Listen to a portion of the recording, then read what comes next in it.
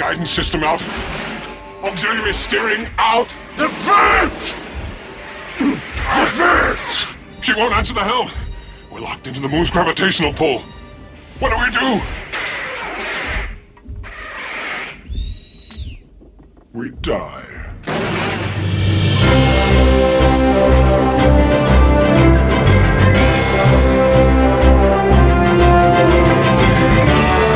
Hey there, enthusiasts. Welcome back to Hero Talk. I am your host, Judge Greg. Joining me today, I have Baron Fang, Jeff, host of the Point Streak Podcast. Jeff, welcome to Hero Talk. Good evening. I also have Jen, the Dark Princess, a staple of Hero Talk, and you know her from The Attic. Jen, welcome back to Hero Talk. Thank you. All right, today's film is The Last Starfighter, the 1984 space opera classic, as directed by Nick Castle.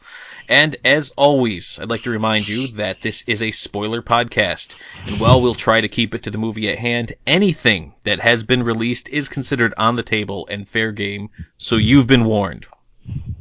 All right, so let me tell you guys a story. When I was growing up, there was this pizza place at the mall. And everyone thought it was the best pizza place ever. And it was like the only real pizza place in town, and that's where everybody went. And you just remember that had the best pizza. And then I went off to college, and there's pizza places there, and I was always eating there thinking like, yeah, but it's not as good as that place back in town. And, you know, I moved around quite a bit in my adult life, and I've had pizza all over the place, and I've had some pizza around me now that I think is pretty good. And then one day I go back home and I think, I am going to have a piece of that pizza that I've never quite had a piece as good as before. And you go and you taste and you're like, this has really been average this whole time, and I just remembered it being much better than it really was. Nostalgia. That, to me, is The Last Starfighter. It is the pizza that I thought was much better than it really was until I went back and had some again. I like that story. Yeah, that's... Yeah. It doesn't bode well for the movie, but I like the story. It rings true. Yeah, it's amazing. I don't think I've seen this movie in probably the last 10 years, was the last time I laid eyes on it. And it's amazing the stuff that is like, I remember so vividly, and the stuff that just is, I completely brainwashed or brain dumped and just got rid of entirely. Yeah. Like, I completely forgot a lot of, like, really key story points on this, but then there was a lot of times, like, I remembered almost exactly the conversation that was being had between Greg and Alex and Centauri. So it was a really strange experience, yeah. But I mean, it's a cult classic, I guess, as much as you can consider it that way, given that it's not a super popular cult classic. No. It does probably demonstrate, though, the pinnacle of digital effects that 1984 could give you. Yeah.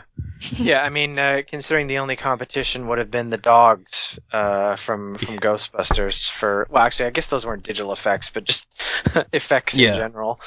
Yeah, I'm trying to think what was... Tron, I guess, was its competition. Oh, yeah. So, yeah, that's right. Yeah, that's better. Tron. Was Tron 1984 as well? I don't think Tron was 1984, but I just kind of remember, like, this movie and Tron are always in the same conversation when you talk to people. Mm-hmm. All right, I don't know. What did you guys think? Have you seen this before, or what? Well, Jeff, you want to start? I hadn't seen it in about 14 years, and prior to that, I'd seen it all through my childhood, you know, like many times over, and I don't know that my feelings on it probably don't differ terribly from yourself. This last viewing, I went into it thinking, you know, I was going to feel particular things about it, and some of them were accurate, some of them weren't. I knew what to expect from the CGI. I knew it wasn't going to be amazing. I knew it was going to be of the time. I knew the acting wasn't going to be amazing. I think what I probably misremembered most of all was how much of the film is actually up in space versus on Earth. That's the thing that I misremembered. I don't know if I mean, I remember thinking to myself, like, I can't remember why so much of this is still on Earth after he went to space. Like, I had completely in my head brain dumped all of that, and then I'm watching it again thinking, like, why are we still on Earth? Like, I don't remember any of this. I'd love to see a pie chart that actually has, like, how much of Lance Guest's time is spent playing beta and how much is spent playing... You know, they actually... Sorry if I interrupted you. No, that's right. I actually just read trivia today about that. a lot of the beta unit scenes were shot after main filming was complete. I read this on IMDb earlier today. Because the test audience liked the comic relief of the beta unit scenes, and the director decided they added more originality to boy gets to go to outer space story. Yeah. And you can tell that he's wearing a wig because he had cut his hair. I did think that Beta's hair did look a little weird. I remember specifically thinking that when I was watching this. Well, there you go. I thought that was on purpose. That's actually kind of funny. I literally thought they did that on purpose to kind of distinguish between beta. Yeah, it wouldn't have stood out to me either until I read that. Yeah. So Jen, had you seen this before, or was did Hero Talk once again introduce you to a nostalgic film from the 80s? No, it's that similar formula. And once again, it's mainly because of Hero Talk. I hadn't ever even heard of it until within the past 6 months, I'd guess. Mm-hmm.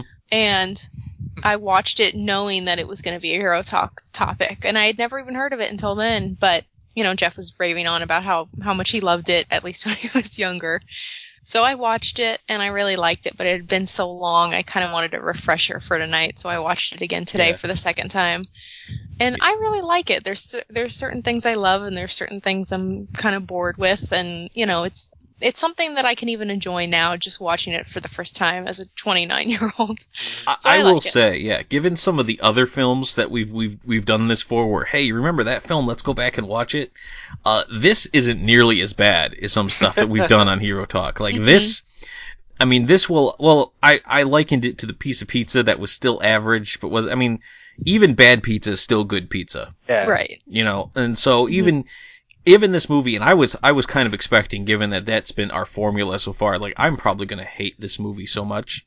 And I came out of it like thinking like, well, the effects were dated, and I don't know if I really like the beta stuff, but the pacing is pretty good. Like it's a 100-minute movie, and I don't think I checked the time to see how much I had left, except for at one point I felt like I was getting close to the end. And I remember thinking like, this can't be the end. There's still more movie left, right? And so I checked, and it was like 15 minutes left. I'm like, well, that was really well paced. I got to give them credit for that. So there's it's not an incompetent movie, and I can't think right off the top of my head what Nick Castle has done. I looked it up a little bit earlier because Jen can help you with that. I don't have a list. I have the one that stood out to me. But go ahead, Greg. Which one was that? Oh, that he played the Shape, a.k.a. Michael Myers, in the original Halloween. Okay. So I would just bow down to the man for doing anything. Well, I don't know if I'd go that far. I mean, I just check his writing and directing credits. Now the funny thing is, so I was looking at like his directing credits, and we got like Mr. Wrong, which is a rare Ellen DeGeneres rom-com. You got Major Payne, which I think was one of the Wayans brothers, Damon, maybe? Yeah. Or, one of the Wayans brothers' vehicles. Which actually, I watched it quite a few times, I'm ashamed to say. He's got writing credits on Escape from New York, Escape from L.A., so... and Hook, actually. He wrote the screen story for the movie Hook, which is a childhood favorite of mine, one that I'm a little frightened to try to go back to do a Hero Talk on. We should totally do that because I've never seen it either. All right. So here's what I'm afraid of for Hook, and this is honest to goodness, and so we can all take a shot because it's a Disney Junior reference. I watch Jake and the Neverland Pirates all the time, and Jake and the Neverland Pirates has kind of expanded the lore of Peter Pan a little bit, in a kid-friendly way, but like there's a lot of stuff to Neverland and like a lot of expanded lore there. And I'm pretty sure this is all stuff they've made up since that show came on. So I'm sure I'm going to be watching like this movie Hook, and I'm going to be thinking things like, so where's Sharky and Bones? And Sharky and Bones are probably completely concocted for Jake and the Neverland Pirates. But I mean, that's like, I don't even think Hook has any relation to did Disney do Hook? Jeez. I just assumed they did because I figured they have all the film rights to those characters. Well, Peter Pan is public domain. Anyone can do Peter Pan. I don't think it was Disney. I don't know why though. I could be totally wrong. Won because like the visuals were very Disney. Like a lot of the visuals were very reminiscent of the Disney interpretation of Peter Pan. But yeah, I mean, that's my biggest issue. I think is I might be a little a little more hesitant to go along for the ride, given that I have such a very firm lore of Peter Pan and more Captain Hook, because he's actually the one in the show from Jake and the Neverland Pirates. So, but anyway, yeah, we can totally do that one, because why not? It's a system that works. I haven't seen it in a long time. Jeff hasn't seen it in a long time. Jen hasn't seen it. That's basically the makings of Hero Talk right now. It's our That's the formula. recipe That's what for we it. go with. Basic DNA. Uh-huh. Yeah. All right, so let's talk about some of the actors in this film. And I'm going to start in a weird spot, and I'm going to start with Centauri, played by Robert Preston. Robert Preston. Do you know this was his last film? Yeah. Yeah, the last film he did. Most people would know him for, I can't believe I'm about to reference this, from 1962 in The Music Man. Music Man, yeah. Also, he was in How the West Was Won, which if you were so I got you covered. Musical fan, he was in Music Man. You're a Western fan, How the West Was Won. So I recognized him from The Music Man, because I think everyone who was in high school band had to watch that at one point or another.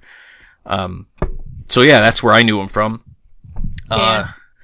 I don't get is he played Centauri, who was the designer of now was the game called Last Starfighter or just Starfighter? I don't remember. Starfighter. Yeah. So he made the game, which was really his recruiting tool on Earth to try to get people, and then basically to recruit starfighters and then sell them to the Alliance. I can't remember what they called themselves, but I'll just say Alliance because it's always Star League. It's always the Alliance. Why they? I'm still gonna say Alliance. I don't care. That's what they always call themselves in these movies. Yeah. So I get that, and so I get he wants to appear human, when he's like trying to pick these guys up. But then I don't get why he stays human. Like why he because he takes his mask off and he's like, "Hey, check it out, I'm an alien," and then he puts it right back on again. Like it feels like you just did that just for the sake of showing us you were an alien. Like. Yeah. It's like the only reason to do that is because I'm in a movie and I need to establish that I'm an alien. Pretty much, and to be a bit of shock value for young kids or something, I guess. It's also a bit unusual that his spaceship is kind of shaped like a car. Yeah, it kind of got it's got a little bit of a DeLorean thing going on. That was another thing I read today, that it was kind of designed with the DeLorean in mind. Mm-hmm. So it would sort of have to be, right? Like now, and this was 1984, so this was before the DeLorean became, as iconic as it was before. Because when this movie was made, DeLoreans were just another car. Yeah, and a spectacular failure at that, but not an icon by any means. Yeah, now the best thing that ever could have happened to that company. But so now we all know about him. All right, let's see. So let's start with Alex Rogan, Lance Guest. So.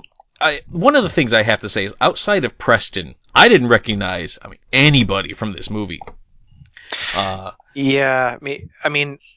Reading back through the list, I recognized some names, like Will Wheaton has got a cameo as one now, of the who was Will Wheaton? I saw him. They cut his speaking parts. Yeah. I was about to say, I don't remember, because he was his cast name was, I think he was Lewis's friend. Yeah, is what he was.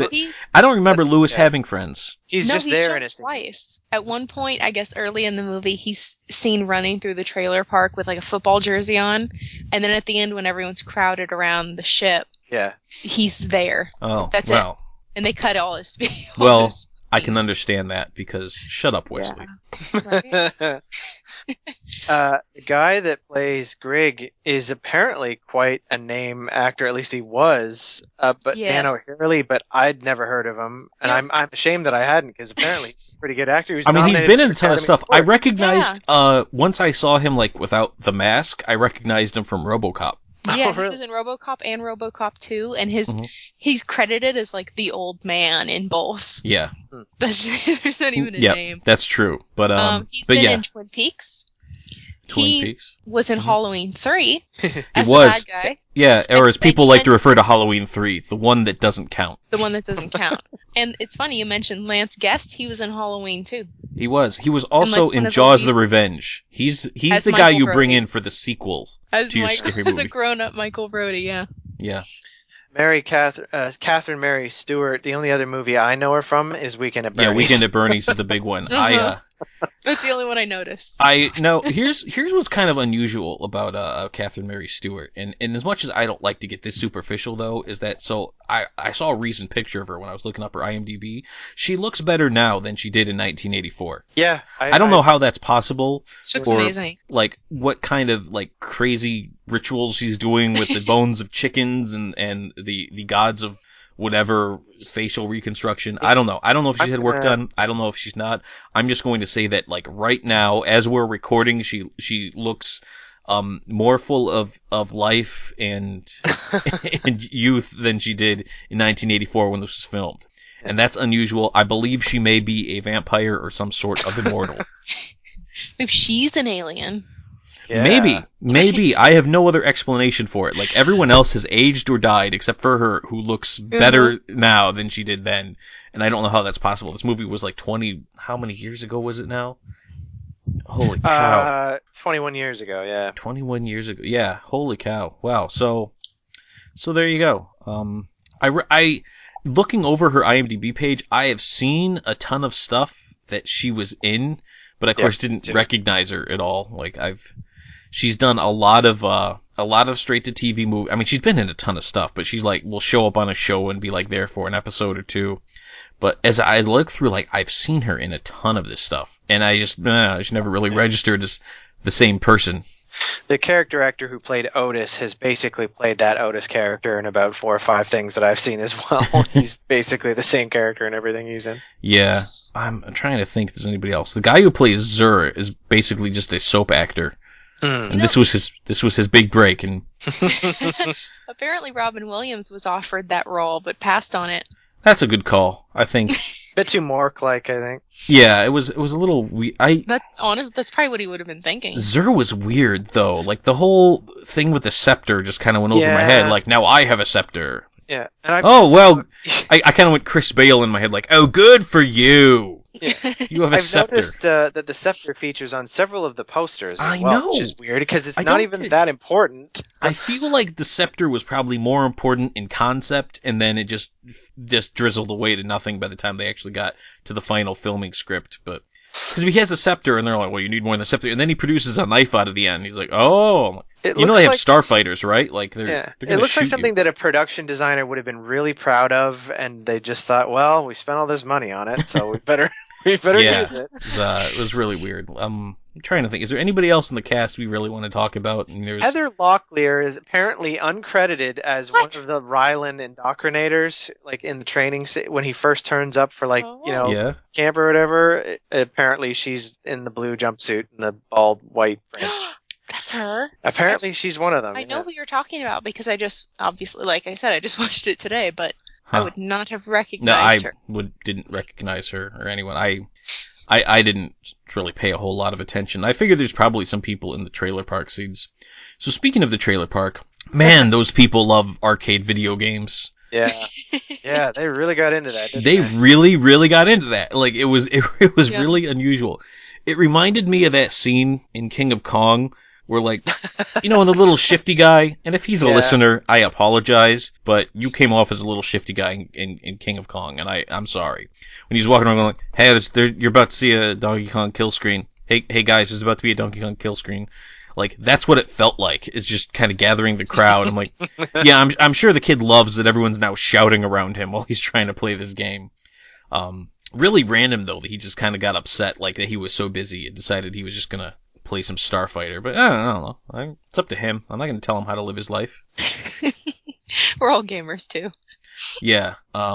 This is basically like every coin-operated arcade junkie from the 80s. This was their dream, that you're really training to be, to be a starfighter somewhere. Like it's like I feel like there's some dimension somewhere where there are giant centipedes running all over the place, and they're like, we need somebody to shoot these centipedes and turn them into mushrooms.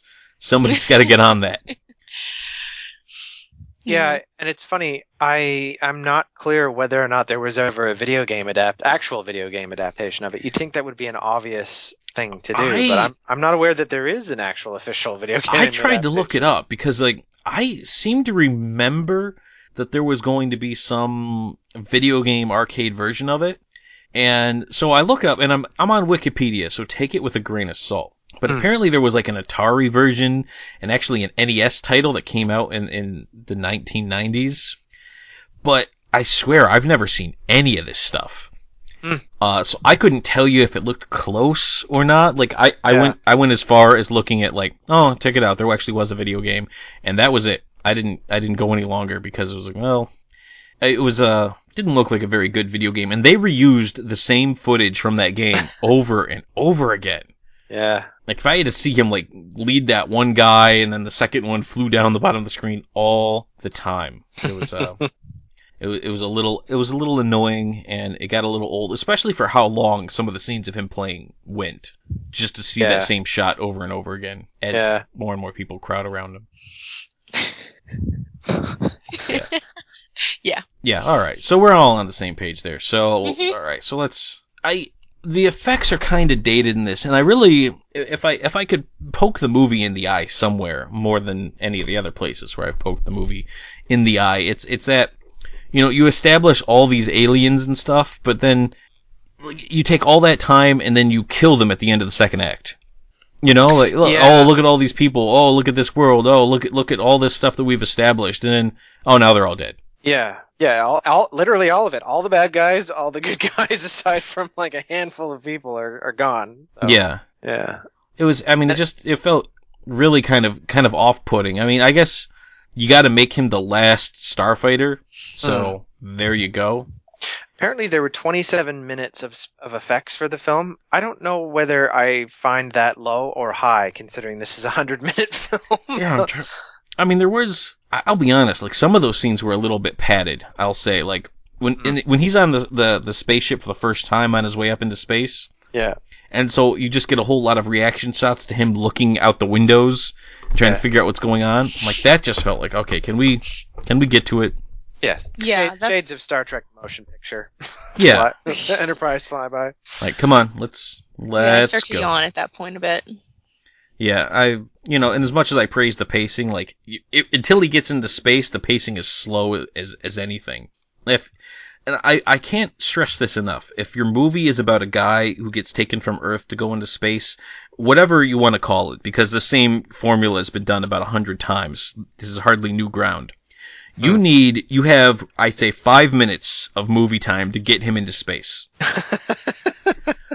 Honestly, like that's what you've got. You have 5 minutes to get him into space. In 5 minutes, you need to establish what his world is, establish how he made it into space, and then get him there. Because if you wait any longer than that, now I'm bored. I don't care. The fact that like he had these like 2 jerk friends and he didn't get his loan for college and he'd have to go to City College, gasp, not the City College. Oh. Like, oh, I'm gonna have to go to City College? Yeah, you could just go to City College and then get a degree and then move out, punk. I don't know. I think they needed a bit of time in the beginning though to really set up his situation and present that he's struggling in life and he has a very kind of mundane existence and that he's really, really striving for more and he feels like he has so much more to offer. And, I think it would be difficult to set all that up really quickly. And I actually don't mind any of that. I'm only bored during, like, the middle portion of the movie. The rest of it, I'm all for it. No, I never get 5 bored. minutes. That's what you got. 5 minutes. Yeah, I'd even give 10, but you're right. It did take a while for things to pick up. Yeah. Now, the middle, like, what really kind of got me, and maybe this is the way my brain works. If you listen to Hero Talk, like, I think of logistics and stuff like that when I watch these movies. And the idea that this guy just shows up, like, immediately shows up. He's obviously a human. And nobody questions, like, hey, why is a human in the Starfighter program? They're not even a part of the Alliance. And also nobody even bothers to like, let him change into his uniform or do any... like, it's just like, all right, now here's your briefing. Oh, look at you. You must be a Starfighter. Like, okay, hang on. Nobody actually runs an organization like that. That's not how you get Starfighters. Like, everybody knows all the credences and stuff, and he obviously has no idea what's going on, and nobody says anything. And they wait, like, 10 minutes before they give him a translator chip. Like, how is that not the first thing you get? Wouldn't that be the number one thing? You go through this process before you get in. Mm-hmm. Yeah. He doesn't even know what's going on yet, because he can't talk to anybody.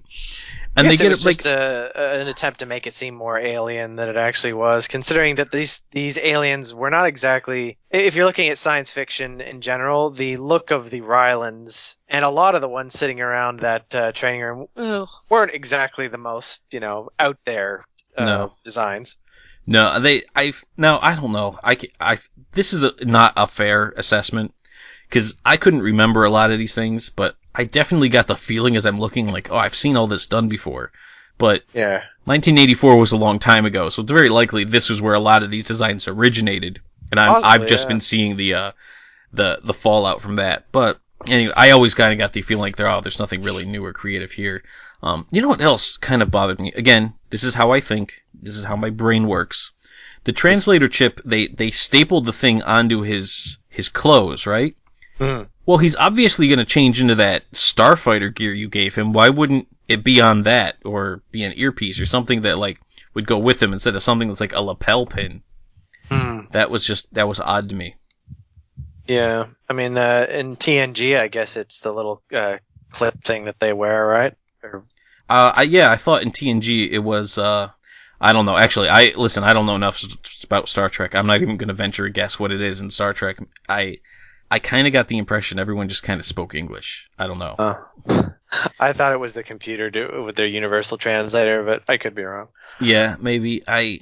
Because I want to say at some point people had universal translators, but they were these weird, like, doohickeys they wore around their neck, but I might be confusing that with something else, and man, I do not need the Trekkers coming down on Hero Talk. Or the Trekkies, because I don't actually know what the difference is. Yeah, and I'm assuming there's a difference, and I'm One's assuming they'll be offended. One's a pejorative, I don't know which is which. Yeah, I honestly don't know which is which. Or I don't know, maybe that's two different sects of fandom? I don't know. Again, I don't know. I apologize to the Star Trek aficionados. He means no harm. Please do not send me any hate mail, but if you do feel compelled to send hate mail, I want to remind you my address is pointstreak@enthusiasts.com. All right, now that we've established that, so let's get back to the Last Starfighter. You know what? I don't like Lewis. I'm just going to go ahead and say it. I do not like Lewis. I don't like any of the scenes he's in. He bothered me. Like, when everyone's like, shut up, Lewis, I'm like, yeah, exactly. And that kid is too young to have porn. I'm sorry. I know it's the 80s, but that was off and wrong. That was a little, like, eh. I don't know. Like, years, maybe. Did that kind of thing fly in the 1980s? I don't know. I guess, yeah. I guess that's what passed for like raunchy sort of like Well, what can we get a kid that age to do that's inappropriate? Oh, Playboys. Yeah, it was just kind of weird to me because you know what I mean. Like it was off and it was weird, and we now want to live in a society where we're a little bit more concerned about stuff like that, and I'm like that's not right. But that kind of irked me just a little bit. Wasn't there some joke about him snagging it from someone else or finding them somewhere? Or wasn't there any kind of a mention of that? I could have sworn there was. I thought there was, but then like they mentioned it was his. Like, because at one point Alex says, "I'll tell Mom about your Playboys," and then Beta said, "Yeah, I'll tell Mom about your Playboys." Yeah, that ain't right. Yeah, I know. That was very poor Big Brothering too. Like, if he knew about him, probably should have taken them. Anyway. I'm not here to tell Alex how to be a big brother, but I think he's a pretty bad big brother, and I think he could have done a better job. And the mom needs to be more involved in the kid's life, because that's really where that comes from. She's just putting him to work. That's all she does. Yeah. Now, like, what's the deal with that? When the mom's like, "Can you help her out?" Like, does the mom have any? Because like the kid's helping out, and he's like, "That's what he has to do." But like, I didn't get the impression that it wasn't his job or anything. It was just like. That's what he does. He just helps out Otis. I guess, yeah. One does maintenance. She does the bookkeeping or something. Yeah, I mean, I don't know. I have no idea what's going on with that. So let's talk about Grigg for a second. Grigg is an act. Grigg seems way too excited at the opportunity to die, and he really seems like it's perfect. He's perfectly okay with it, saying, "Hey, guess what, Alex? We're about to die. Isn't that great?" Like, nobody really seemed like they wanted to say anything to him about it. He's kind of like an alien Stan Lee, you know? Everything's like, great, excellent, Yeah. Excelsior. Excelsior. You know? He got kind of annoying at certain parts during all that. He did. His laugh bothered me. I will say that. I did not like his laugh. Yeah. Not to spoil a future possible point streak, but have you ever seen Enemy Mine, Greg? I don't think I have. Yeah, look that up, and you'll notice that Louis Gott's Jr.'s character is very reminiscent of Greg's design. Yeah, I don't know. Wait, what's it called? It's a movie called Enemy Mine with Kiefer Sutherland, and the other main character in it is an alien who looks just like a lot like Greg. I saw the movie poster on IMDb as like, oh, you like Last Starfighter, you might also like this. And I looked at it and I went, is that Greg? It's not. It's actually a different movie. Oh, yeah. And it was like right after, wasn't it? Because I thought it was, Last Starfighter was ripped off. I'm pretty sure it was Enemy after. Mine came out in 1985. Oh, really? Yeah. Wow. Okay. All right. So, enough of they were close enough together that you could almost believe that it was a coincidence, but still. Mm-hmm. Yeah, Greg was. I keep going to say Greg every time. It's I say really Judge annoying. Greg. I was very tempted to introduce myself as Judge Greg just to see who'd notice, but I decided not to do you that. to. Yeah. Yeah. I'm so he's the navigator. He's Goose. Yeah, which is not really our Goose. He's Goose from Top Gun. Yeah. Although he lives, not spoilers, he doesn't die at any point.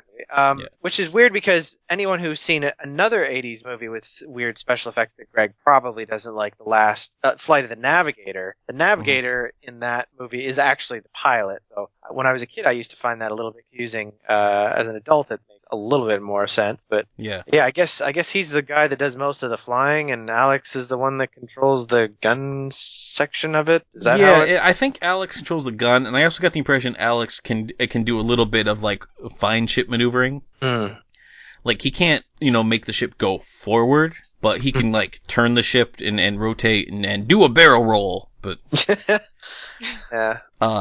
that was the impression I got from it, is that he runs the guns and he can do some fine ship maneuvering, but like Greg's basically making sure that the ship runs. Although Alex picked up pretty quick about all the stuff you got to do for like your pre-flight checks and things. You like lasers check, and how do you know what all those buttons do already? Like I know you played the game, but the game didn't have all those buttons. The game just had the 2 sticks. Yeah. Who would want to play a video game where you had to do pre-flight checks? I mean, I'm sure they exist, and here I am offending the flight simulator portion of I was just going to say that, yeah. I don't think those people are fans of Hero Talk, honestly. I don't think there's a lot of overlap there. If there are, hey, maybe I'm wrong, but yeah, there's a lot of a lot of the simulator crowd, man, those people love realism. And I don't like realism. I do not in my video games. I like it to be as unrealistic as possible, because realism, that's what I'm trying to escape, quite frankly. That's what I want to be out of. Yeah, that's why I hate racing sims. Yeah. Well, I can understand the racing sims because, listen, I'm not going to ever be able to afford any of those cars, so not that I like racing sims, but I say I get it. It's too hard to handle. It kills the fun. Yeah, and it's so complicated. Sorry, I'm totally derailing your podcast. Yeah, whatever. This is the welcome to Point Streak, everybody. We're talking racing games today. Talking racing sims. Anyway, yeah. So what have you been playing? People are very hardcore. Yeah.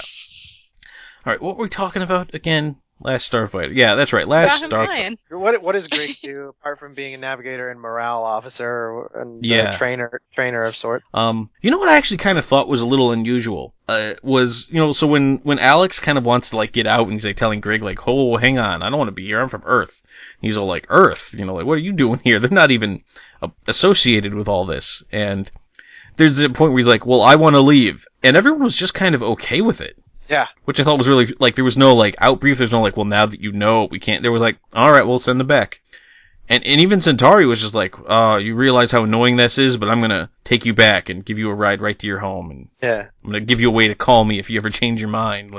That was kind of odd. You'd think they'd want to do, a mind wipe or something, or put the Men in Black thing. I mean, that's exactly what was going through my head a little bit. You don't want to do anything about that? But okay, why not? But also, did anyone else think it was kind of funny when Centauri was complaining about how hard it is to get a video game into the arcades in America on Earth? Yeah. He's like, I gotta get it out by Christmas and the holidays. He's so like he actually had to like go to Earth and establish a video game publishing company, and then so I mean he couldn't have programmed it himself. I don't know, maybe he did, but so he had to go and like hire QA and get regional testing and stuff. Just imagining him doing it, and it was like, oh, the controls they seem a little loose. Maybe you could no, the controls have to stay exactly the way they are. It's not that intuitive. Maybe if you no, exactly the way they are. You go gold this week. Yeah. It just was kind of funny, but yeah, this is a movie where you really have to just suspend. You really have to, and it's very rational.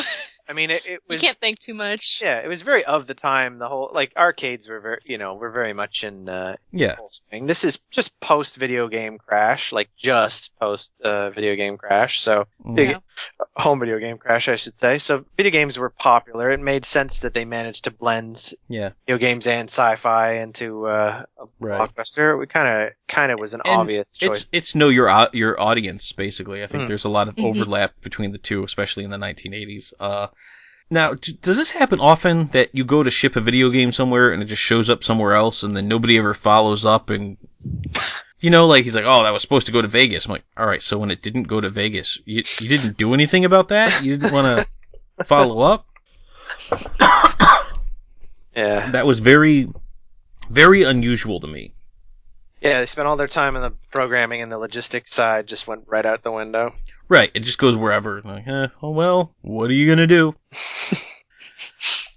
So yeah, this movie you definitely have to suspend disbelief. I will give it credit though for like as much of a downer as the premise is, and that like all these other people you just met die. They really do go for the happy ending. But yes, and I like it. No, don't get me wrong. Like I like that it has a happy ending, but like I just felt like everything wrapped up so nicely for Alex, like including even the final battle, that I didn't feel like there was much of a climax to this movie.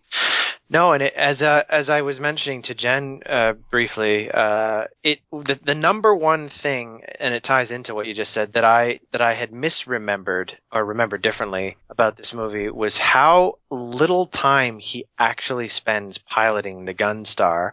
And the fact that he really only has two significant three. He's got a training sequence, a hiding in an asteroid bit, and then the climactic scene with the mothership, and that's pretty much it as far as scenes that he's piloting the thing. Yeah, that's about right. Yeah, if you don't count the landing at the end, which isn't really an action sequence. It also takes forever. Yeah. Holy cow! That was slow to everyone else, right? And like, it's crawling down. Oh, come on, you guys have got to get a better landing system than that. But yeah, there wasn't really a lot of buildup between, time spent between them hiding out in the asteroid and then, sneak attacking the ship. Yeah. And the whole, Death Blossom and everything. It really wasn't a lot of time. And then next thing you know, they're back to Earth. Oh, the Death Blossom. Oh, let me tell you something about the Death Blossom. What a stupid plot device, like, wrap it up, Deus Ex Machina is. Yeah. Well, fortunately for us, I have, first, the starship is just a whole plot device in and of itself. Like, hey, I built this new starship, and this one has better shields than any others, and it's got better maneuverability, and it just, I was a little frustrated with just how the whole movie was kind of set up just to make everything convenient for Alex. And then they go, and the Death Blossom basically is, well, now that everyone's come in within shooting distance of us, conveniently enough, the half a dozen or so ships in the Armada, because it was a pretty small Armada. It's a pretty small Armada, if we're being perfectly honest. And then he just hits the kill all the enemies and win button. I mean, he basically hits the win button. Yeah. And then he's painting targets like it's Red Dead Redemption and just bang, bang, bang, bang, bang, bang. Yeah. One after another. So he pushes the A button to win the game. And then that's it. And they're like, oh, well, we did it. We literally beat the entire Armada with one starship. And I just can't help but think that it probably shouldn't have happened that way.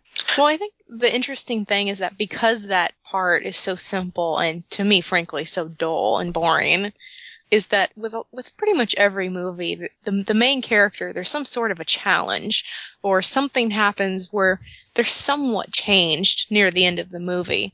And with this one, I feel like it's the exact same Alex, but he's a starfighter. He won the space lottery. He has this girl, and yeah, exactly. But he doesn't seem any different. Yeah, he didn't have much of an arc. Like, it really came down to, like, I don't want to be a starfighter, and then I do want to be a starfighter.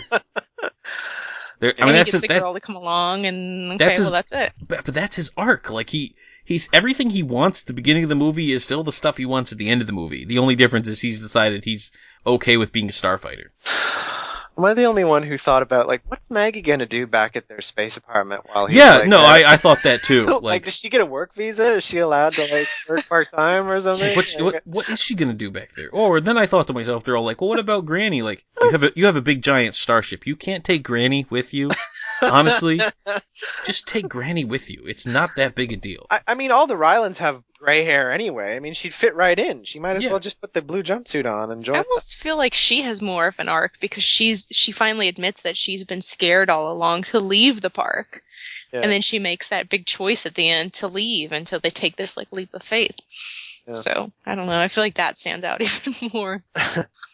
Yeah, that's kind of weird. I'm not super sure what was going on with. Yeah, I don't know. It was. I wasn't sure what Maggie's issue was because she's like, I'm afraid to leave. I'm like, well, yeah, I don't know why. What was she doing? Like, what was going on in her life? We never really got that. And so when she finally changes her mind, I'm like, oh, you see, I didn't have any investment in her or what she was going on and doing, other than she apparently doesn't like Beta for some reason. Yeah. He did something to deserve to be slapped. She goes right to violence, like, often. Yeah. Like, she goes immediately to a violent response. I'm not entirely sure if she's the kind of person Alex should be associating with. She's just gonna one day just go on this mad fit and just start pushing buttons.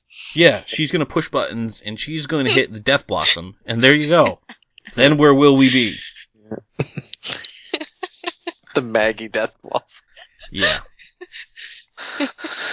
I don't. All right, so this movie isn't really rife with material, so. No, it's not. I feel like we don't have a whole lot to talk about. Yeah, and that's what happens when, like, this is a very center of the road movie. It's like, yeah, it was competent in what it did. There was some silliness to it. There was nobody of note playing any of these roles. When I was a kid, from my point of view, I'm like, hey, 3 people from Halloween movies. There were a couple of scenes that freaked me out a little bit as a kid, like the beta unit's face pulsing when he was under the sheets. Yeah, that was creepy. Like, what was that supposed? Was it supposed to be like he's still trying to make himself look like Alex? Yeah. Wouldn't you want to do that before you went to Alex's home? And what's funny is that when Alex sees Beta in the car, just like his silhouette, you can tell that it's like normal flesh-looking face and the hair and all that, and then suddenly he just looks like this demon thing. He was also wearing his clothes, the same clothes Alex was wearing, which was weird to me because then I remember thinking like, but how would he know? How would he? Yeah. You know, Centauri didn't know who he was picking up. He had to ask. So how would he know what clothes to make Beta wear? The other thing that scared me a little bit, the design of the one assassin monster, I actually did find a little bit creepy as a kid. Mm-hmm. And the one Kodan that gets its helmet knocked off, that I don't know why, but as a kid that kind of freaked me out as well too. But it just like a gross little bug man face underneath the the helmet, which was weird because the commander people seem to have sort of fully fleshed out alien, like sort of humanoid faces, and yet the rank and file were sort of insectoid looking under there. What was that all about? It's probably slavery. Kodan bug slaves. Yeah. I mean, one of the I think the shortfalls of this movie, and I touched on it a little bit earlier, is that when you don't establish too much of the lore and you just kind of be like, oh, here's our conflict, but you don't really get the how and the why and the what's going on and like what are the principles at stake here. Now, not that I want a 90-minute movie on a trade embargo Star Wars, but and sorry Star Wars guys, but you know I'm right on this one. I'm not backing down. So sorry, but no, I'm not sorry. But I mean, at least give me something, because anytime they're showing like the bad guys Conan, yeah. Yeah, and then so Zur, and then plus they say Zurian a lot, which I mean is a reference to Zur, but then I guess I don't understand what the difference is between, Well, Zur seems to be a Rylan, and yet he also seems to want to be evil for some reason that they don't really go into. Well, he is a Rylan because isn't he? What's his face's son? Yeah. Plus he's got all the hair and everything. Yeah, but I mean, like they establish. I'm pretty sure they establish a father-son relationship, and they do, yeah. But you don't understand. And I guess they said like he gets command of the Armada because he understands the whatever they call the frontier. Yeah, because he understands the frontier. But the rest of the Kodan, like I just don't know what their deal is or why they're so interested in taking down the frontier, and there's all these politics going on the Kodan ship.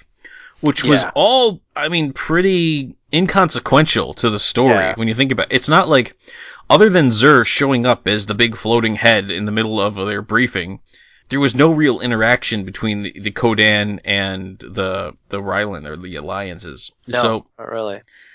So the idea that, the Kodan were trying to overthrow Zur, and Zur had a scepter, but Zur managed to escape, and like all that stuff, doesn't mean anything at all to this story. Yeah. Because nobody ever interacted with him. It's like, oh, well, Zur escaped. Oh, well, that's cute. Nobody cares. Do you think there's any possibility that the fact that Zur escaped and that whole thing about helping to rebuild the Star League and all that, do you think there's any chance that they were possibly thinking sequel? I thought maybe just because that's what people do, and it was the 80s, and you always kept things open for sequels in the 80s.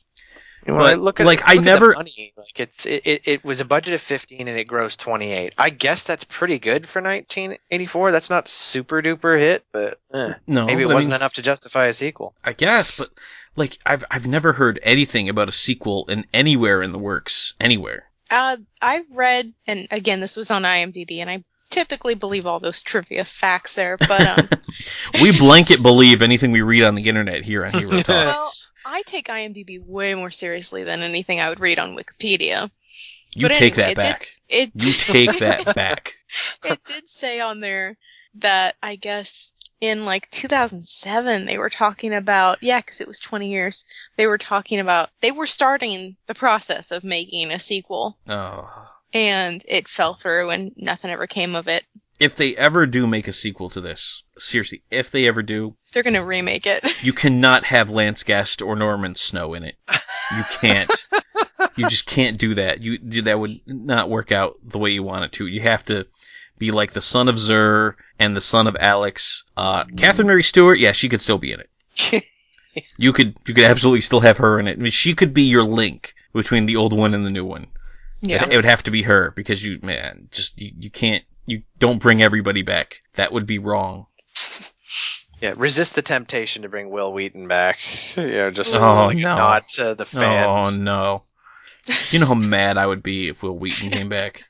My seriously. favorite role of his was when he dies in Sharknado 2. That's gotta be. Yay! Spoilers. I thought everything was on the table. Yeah, no, that's fine. Trust me, I was in no danger of watching Sharknado 2. Sharknado movies are awesome.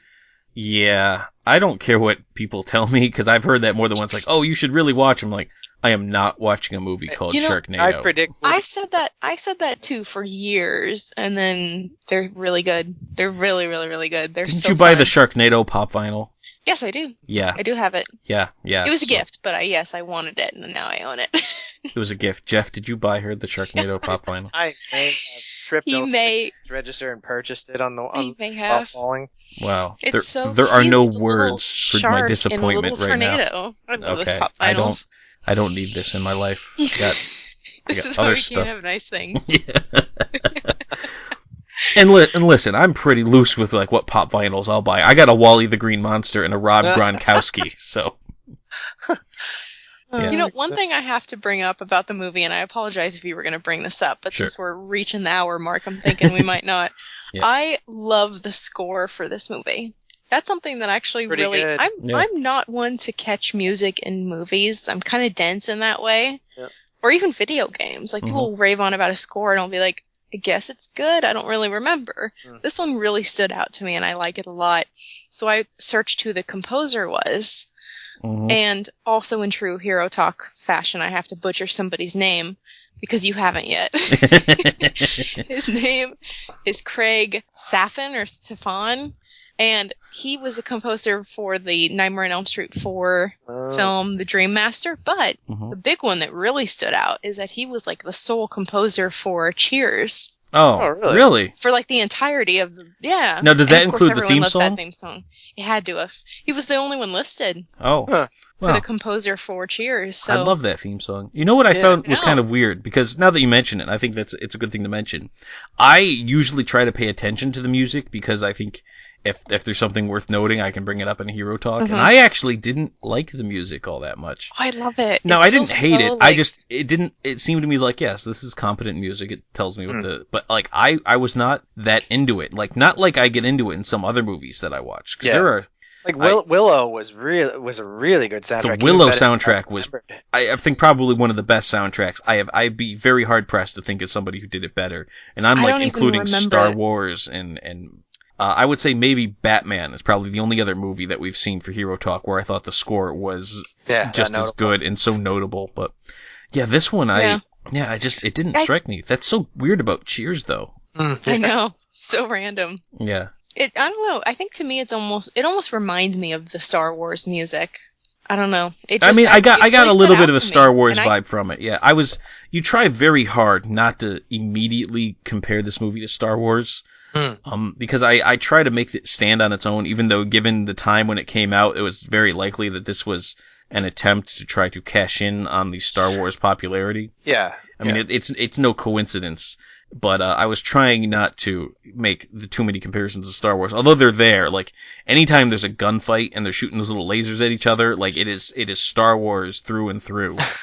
And so they're guilty as charged. And I think even Gene Siskel called it straight up a Star Wars ripoff.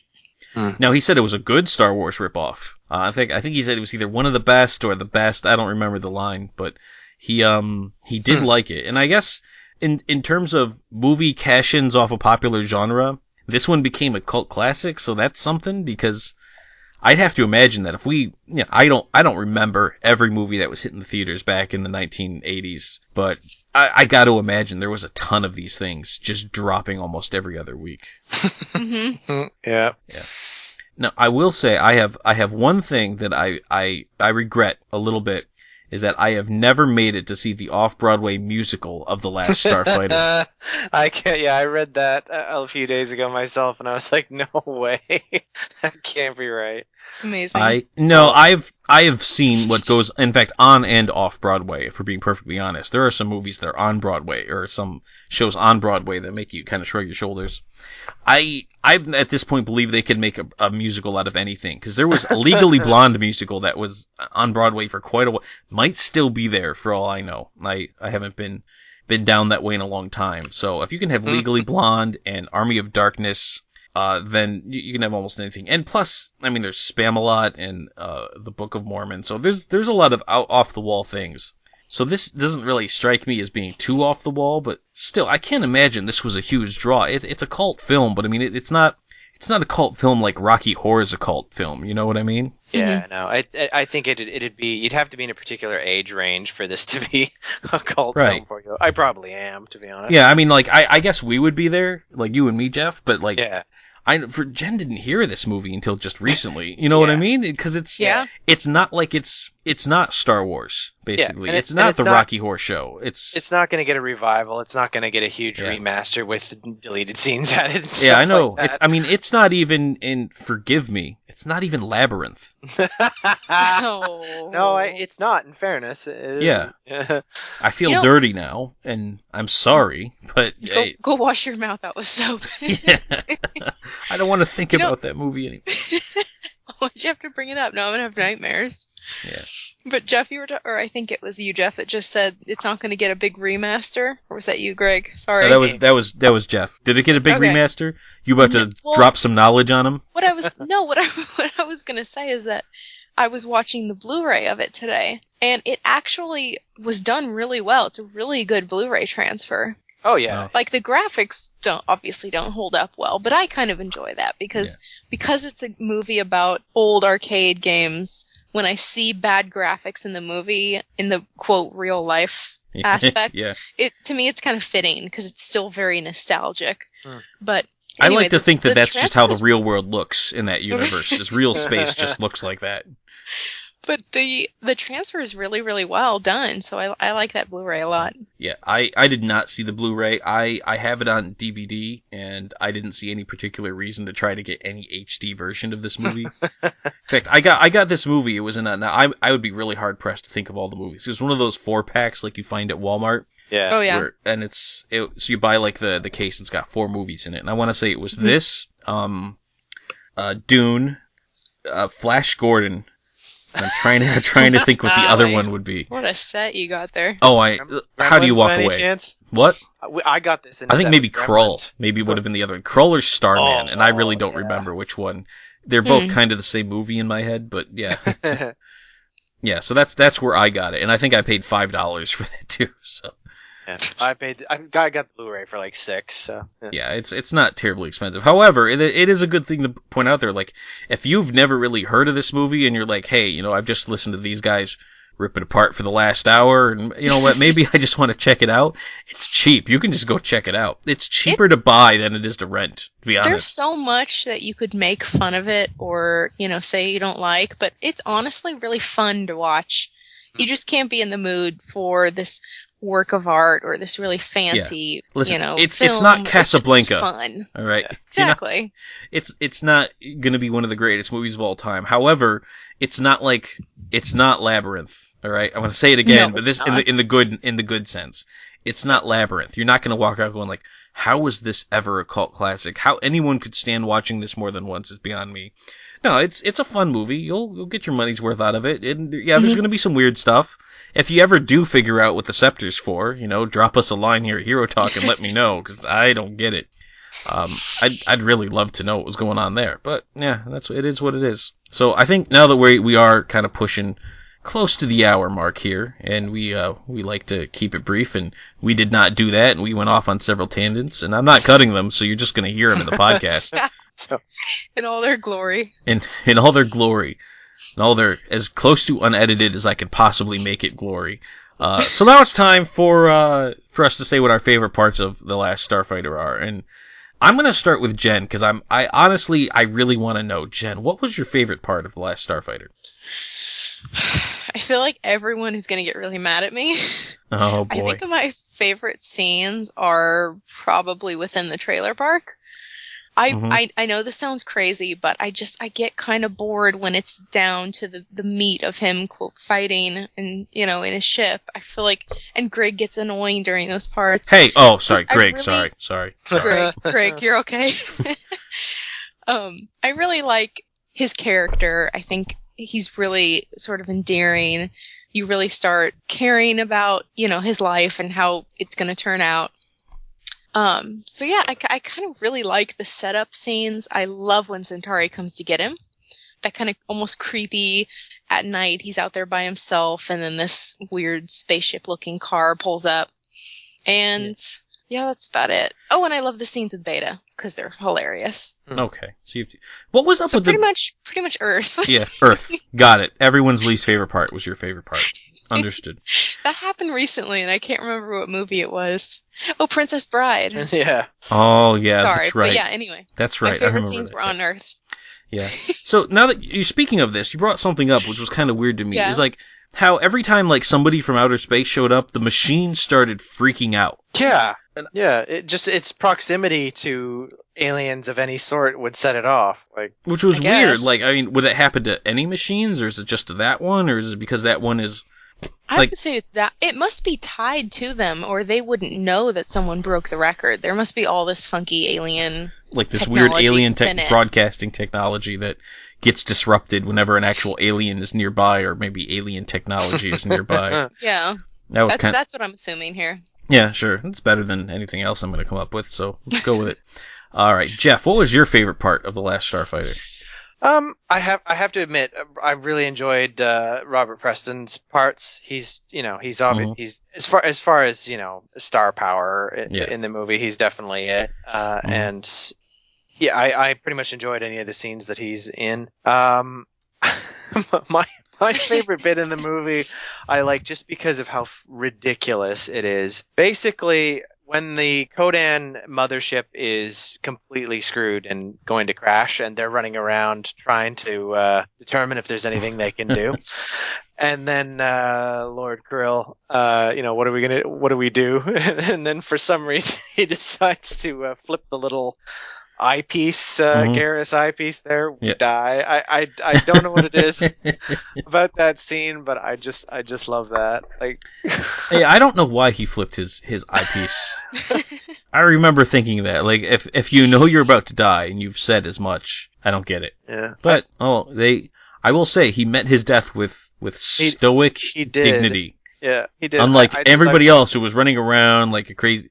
So it's not even like it's some kind of like special ingrained aspect of the Kodan Armada. It's just, he just was like, yeah, well, I'm going to die now. Yeah. Whatever. Don't know what it is about that scene, but I always enjoy that. Yeah. Ironically, probably. Mm-hmm. Yeah. So I thought long and hard about this phrasing, and I really... The scepter. Yeah. It's not the scepter. I mean, there's so much of it's like, it's so plateaued. You know what I mean? Like, it's not Earth, so I can't really say Earth, because I didn't like any of that stuff.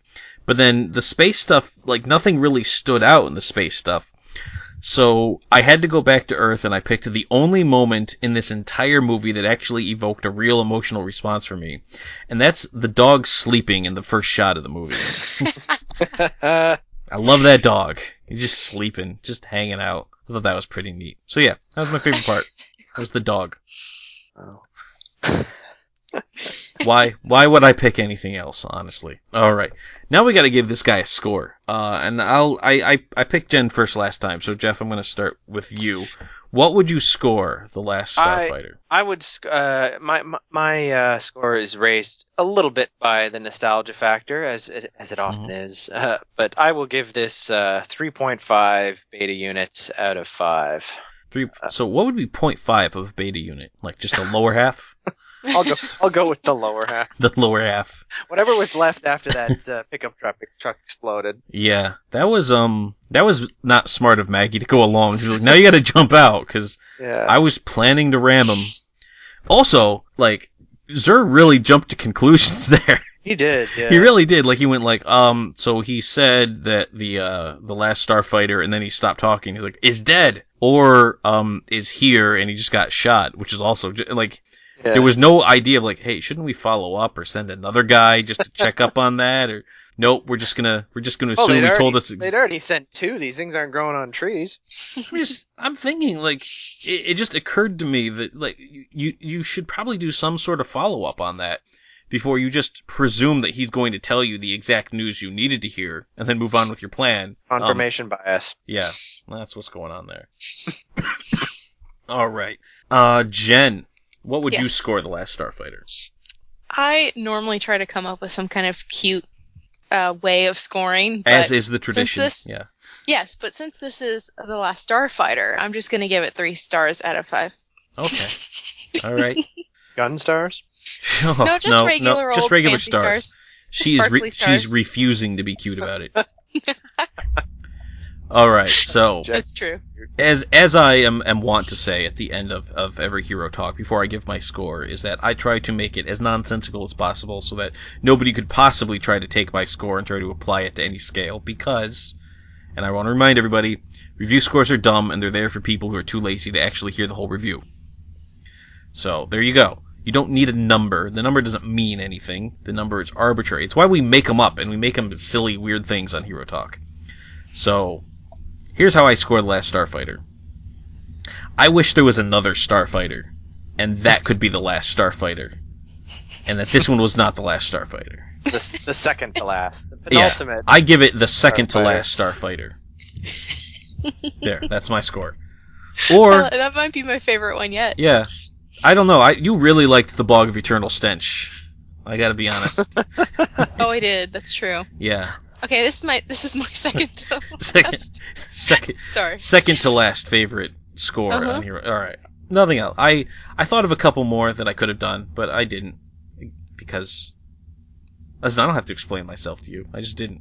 Nope. You're the host. You're good. Yeah. All right. So that was Hero Talk on the Last Starfighter. Drop.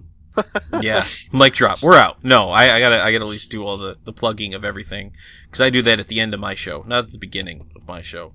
That way, I should start to do it at the beginning. Then I could just be like Jeff and just be like, all right, we're out. Peace. Although I would never sign off with peace, because that's just not something that's cool anymore. Just for the last Hero Talk, you have to do it that way. Well, just to what do you mean for the last Hero Talk? What do you know something I don't know? I mean, when eventually you guys planning some kind of coup of Hero Talk? Now, when you surpass Gunsmoke for a number of episodes, then you eventually retire it. Am I going to come back in 2 weeks and Goose is hosting Hero Talk? Is that what's going to happen now? All right, well, as long as it's still my show, I better finish this guy up. All right, I thank my panel for showing up. Jeff and Jen, thank you for, once again, going back to the 80s to do a movie on Hero Talk. Still plenty more where that came from. Yeah, there are.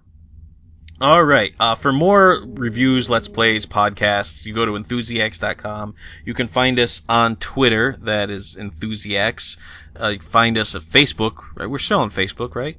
Yeah. Yeah, you can find us on Facebook. We're Enthusiacs on Facebook. Still, to my knowledge, not on Instagram. So you cannot find us on Instagram. Not just yet. Not just yet. I don't think we have enough pictures of our eggs in the morning in order to be. I'm under the impression that's what Instagram is just pictures of people's food. If I'm mistaken, you can correct me, but that's what I think. About it. Okay. We're also not on Tinder or Snapchat, as far as I'm aware. We're not on Tinder? No. Oh, then who have I been talking to? Or Vine. Or Vine. Yeah. There's a lot of stuff we're not on. But yeah, Twitter and Facebook, we're on those. You check us out. And YouTube. We have a ton of videos on YouTube. Like, ridiculous amount of content on YouTube every day. Like, take whatever your favorite channel is and double it. That's our content. I don't know if that's accurate or not. Don't hold me to that. That's not a legal guarantee. That's just me saying stuff. But we do have a lot of Let's Plays and a lot of videos, so you should check that out. If you want to be on Hero Talk, or if you got a movie you want us to review, you can always send an email to herotalk@enthusiacs.com. And as always, I will see you right back here for the next Hero Talk.